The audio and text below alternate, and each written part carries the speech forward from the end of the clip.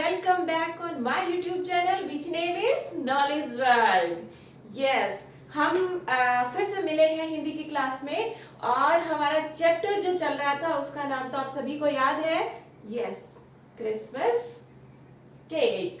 Cake खाना सभी को पसंद है ना। और इस चैप्टर में हम केक की ही बात कर रहे थे। हमने पढ़ा था एक बहुत अच्छी सी स्टोरी कि किस तरह से एक छोटे से बालक ने इतना बड़ा काम किया कि खुद जो है यीशु उनसे मिलने के लिए धरती पर आ गए, है ना। तो हमें इस कहानी से क्या शिक्षा मिली, सबसे पहले बात करते हैं इसकी कहानी की। कि जो ये कहानी हमने पढ़ी, इस कहानी में हमने देखा था कि कैसे एक छोटे से बच्चे ने अपनी इच्छा को साइड किया और एक बूढ़े आदमी की हेल्प की और उसकी जान बचाई। बेशक केक खिलाकर बचाई, लेकिन जान बचाई, क्योंकि वो आदमी कई दिनों से भूखा था। लेकिन क्या सच में वो ऐसा था? नहीं, बल्कि भगवान जो है, यीशु जो है, वो उस बच्चे की परीक्षा लेना चाह रहे थे कि कैसे एक बच्चे को सही राह पर लेकर जाना चाहिए, कैसे हमें उसके अंदर इमोशंस डेवलप करने हैं, कैसे हमें उसे एक अच्छा इंसान बनाना है, एक अच्छा नागरिक बनाना है। और वास्तव में वैसा हुआ भी। उस बालक ने दया, मानवता, करुणा जैसे कई भावों को सीखा, कई भावनाएं उसके अंदर विकसित हुई। और अंत में हमने देखा कि किस तरह से खुद जो है देवदूत के रूप में यीशु जो है वो उनसे मिलने आता है और बच्चे को केक खिलाते हैं। तो ये थी हमारी कहानी। और कहानी के बाद बात करें हम शिक्षा की, क्या मॉरल इस कहानी से हमें मिला।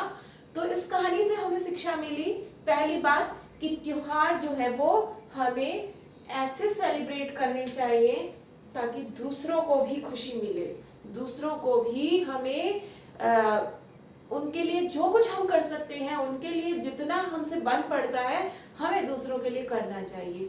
पहली बात तो त्योहार हमें ये सिखाते हैं। जैसे अभी कुछ दिन पहले दिवाली गई है और एज यू नो कि अभी तो कोरोना बहुत फैला हुआ है, तो कितना अपील की गई थी लोगों से सरकार के द्वारा कि बार जो है पटाखे नहीं चलाएं, क्योंकि पटाखों से जो लोग कोरोना से ग्रसित है उनको प्रॉब्लम होगी, जिनको अस्थमेटिक है, जो लोग जिनको दमा और सांस की प्रॉब्लम है उनको इससे बहुत प्रॉब्लम होगी।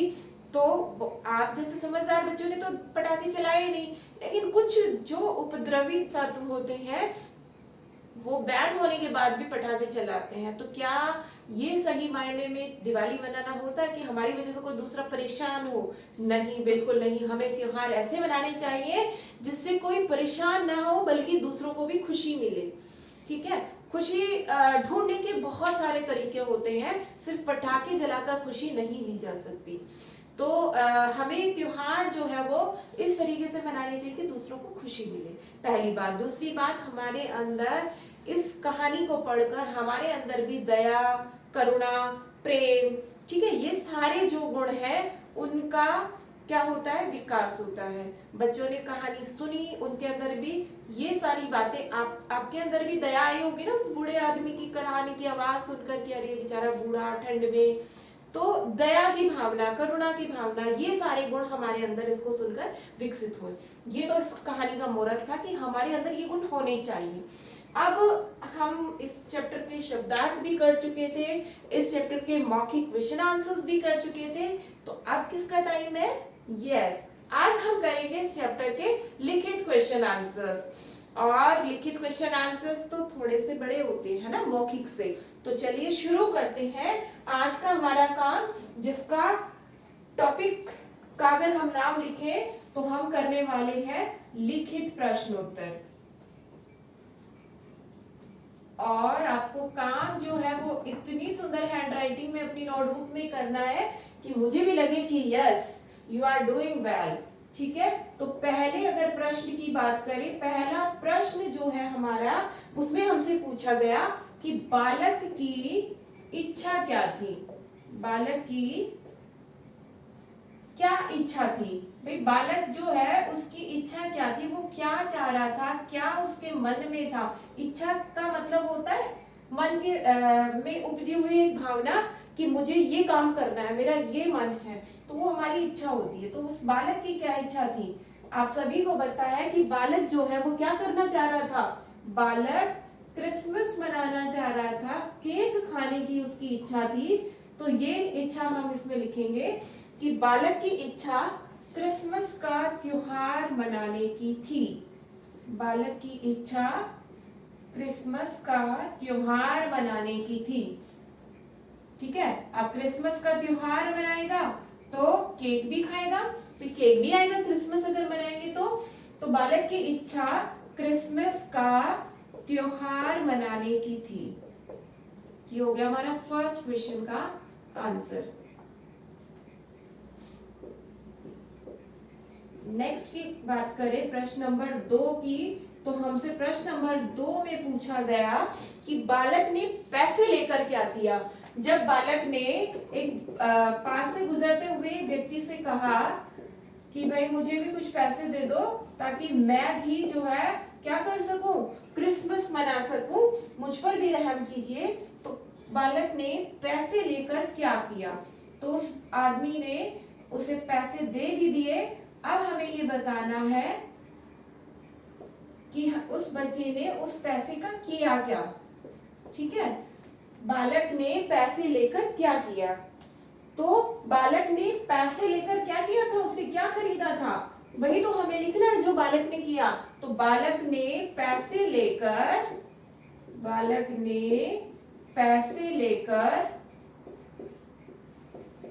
क्या खरीदा, मुझे सुनाई नहीं पड़ा, जोर से बोलो।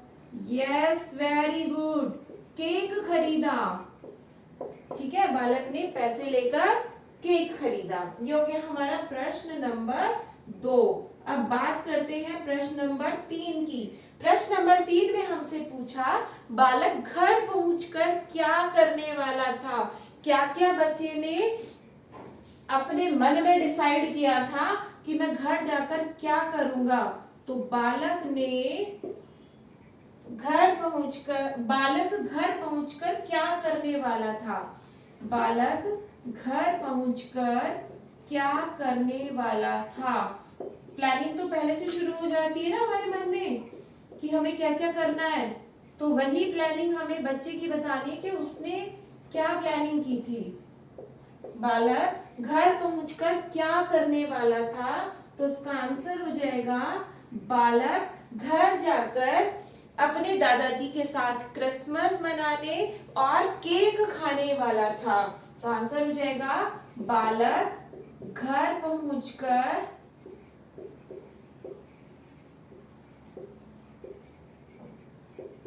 क्रिसमस मनाने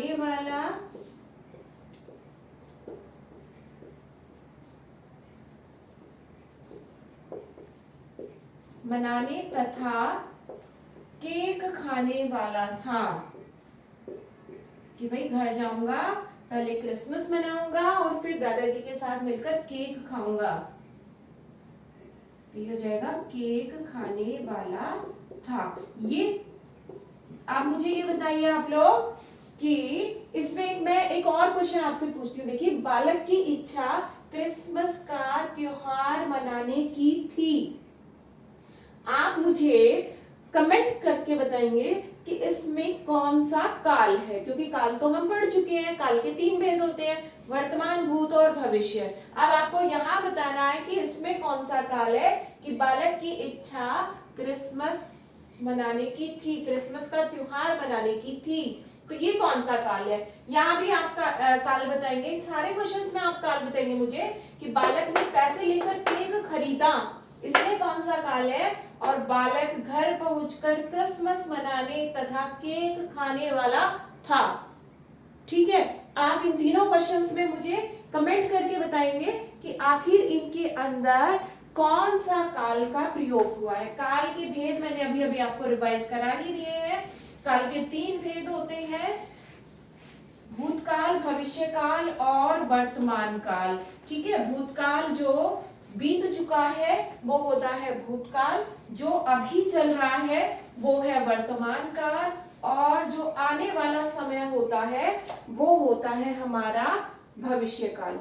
ठीक है, जो चल रहा है वो वर्तमान, जो बीत गया वो भूत, और आने वाला भविष्य। तो आप इसी आधार पर मुझे बताएंगे कि इन दोनों क्वेश्चंस, ये जो 3 हमने क्वेश्चन किए अभी, इनके आंसर्स में कौन सा काल था। अब हम चलते हैं हमारे नेक्स्ट क्वेश्चन की तरफ। प्रश्न नंबर 4 पे बात करने वाले हैं हम। और प्रश्न नंबर 4 हमसे कहता है कि दरवाजा खोलने पर बालक ने क्या देखा। जल्दी से स्टोरी को अपने मन में रिवाइज कीजिए कि जब बालक ने दरवाजा खोला था तब उसने क्या देखा, कौन दरवाजे पर खड़ा था, ये आपको बताना है। बालक ने, सॉरी क्वेश्चन गलत हो गया है हमारा। क्वेश्चन है दरवाजा खोलने पर बालक ने क्या देखा। दरवाजे से शुरू किया है प्रश्न। दरवाजा खोलने पर बालक ने क्या देखा। आपने सोच लिया आंसर, क्या होगा इसका आंसर? कोई बताएगा मुझे? कोई? यस, मैं बता देती हूँ चलिए, क्योंकि आप मुझे अभी इस वक्त वहां से आंसर नहीं कर सकते हैं। जब बालक ने दरवाजा खोला तो बालक ने सामने किसे देखा था? एक देवदूत को देखा। Very good. तो आंसर हो जाएगा दरवाजा खोलने पर बालक ने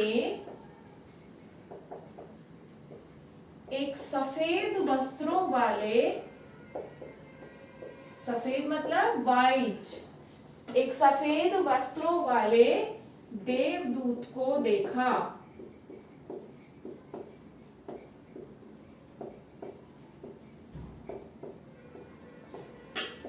ये हो गया हमारा क्वेश्चन नंबर 4। क्वेश्चन था दरवाजा खोलने पर, दरवाजा जा के नीचे नुक्ता चिन्ह जरूर लगाना है, ठीक है, ध्यान रखना है। जा के नीचे क्या लगेगा? नुक्ता चिन्ह। दरवाजा खोलने पर बालक ने क्या देखा? तो दरवाजा खोलने पर बालक ने एक सफेद वस्त्रों वाले देवदूत को देखा। ये हो गया हमारा प्रश्न नंबर 4। और अब हम पहुंच रहे हैं हमारे अंतिम पड़ाव की तरफ, यानी प्रश्न नंबर 5 पर हम आ गए हैं। प्रश्न नंबर 5 में हमसे पूछा बालक ने कौन सा नेक काम किया था। क्या वास्तव में बालक ने कोई नेक काम किया था? क्या आपको लगता है कि बालक ने कोई बहुत बड़ा काम कर दिया कि ईश्वर खुद ही उनसे मिलने के लिए नीचे आ गए? बालक ने कौन सा नेक काम किया था, ये हमारा प्रश्न है। तो काम बताना है। बिल्कुल, बालक ने देखो नेक काम तो किया ही था, नो डाउट। बालक ने कौन सा नेक काम किया था?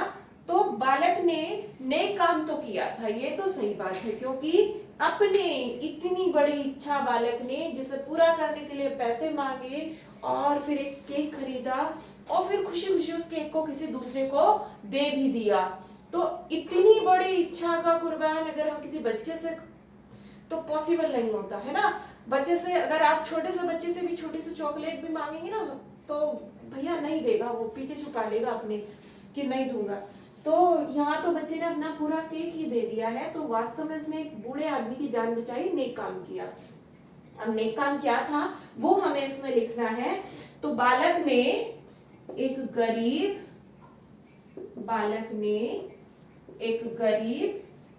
गरीब का मैंने आपको समानार्थी शब्द बताया था। कौन सा समानार्थी शब्द बताया था? निर्धन, ठीक है। तो बालक ने एक गरीब, असहाय और भूखे व्यक्ति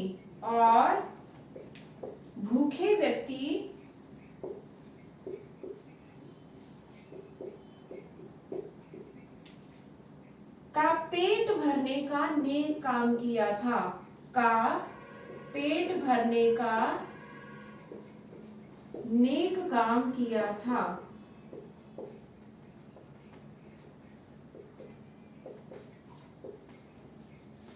ये हो गया हमारा अंतिम प्रश्न कि बालक ने एक गरीब, असहाय और भूखे व्यक्ति का पेट भरने का नेक काम किया था।